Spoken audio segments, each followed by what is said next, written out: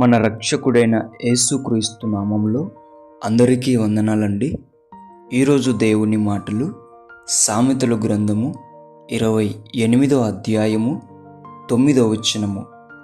ధర్మశాస్త్రము వినబడకుండా చెవిని తొలగించుకొనువాని ప్రార్థన హేయము. ప్రియ దేవుని బిడ్డలారా, మనకందరికీ ఒకటి తెలియాలి. దేవుని మాట మనము వింటే మన ప్రార్థన దేవునికి ఇష్టమైనదిగా ఉంటుంది.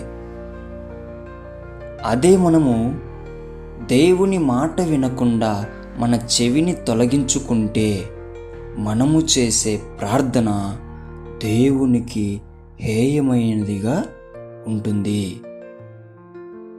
ఎంత ప్రమాదకరమో చూడండి. అందుకే దైవ సేవకులు కూడా ప్రత్యేకముగా చెప్తూ ఉంటారు, దేవుని మాటను జాగ్రత్తగా, భయముతో, శ్రద్ధగా వినండి అని.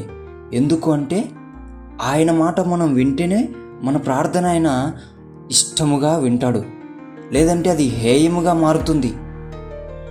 అందుకే దేవుని బిడ్డలారా, ఎవరి నోటి నుండి వచ్చిన దేవుని వాక్యం, దేవుని మాట భయముతో, జాగ్రత్తతో, శ్రద్ధతో వినడము అలవాటు చేసుకోండి.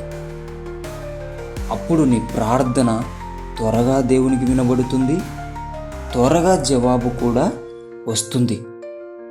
హేయమైనదిగా నీవు చేసుకుంటే నీవే నష్టపోతావు. నీ ప్రార్థనలకే అర్థం ఉండదు.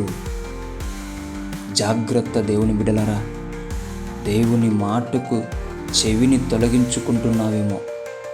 జాగ్రత్త, నీ ప్రార్థన దేవునికి హేయమైనదిగా మారుతున్నది. కాబట్టి జాగ్రత్త వహించి దేవుని మాట విన్నప్పుడు చెవిని తొలగించుకోకుండా శ్రద్ధగా, భయంతో వినడము గనక నేర్చుకుంటే నీ ప్రార్థన దేవుడు శ్రద్ధగా వింటాడు, త్వరగా వింటాడు. త్వరగా నీ ప్రార్థనకు జవాబు వచ్చి తీరుతుంది. అలా నీవు శ్రద్ధగా దేవుని వాక్యం విని నీ ప్రార్థనలకు జవాబులు తెచ్చుకోవాలని దేవుని బిడ్డ మనవి చేసుకుంటున్నాను. దేవుడి మాటలను దీవించునుగాక. ప్రార్థిద్దాం. యేసయ్యా, మీకు వందనాలు, స్తోత్రాలయ్యా.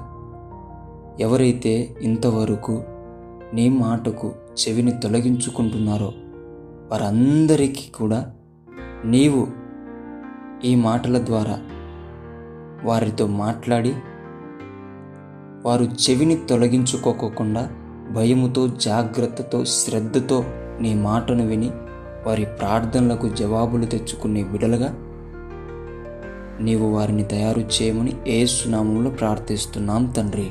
ఆమేన్.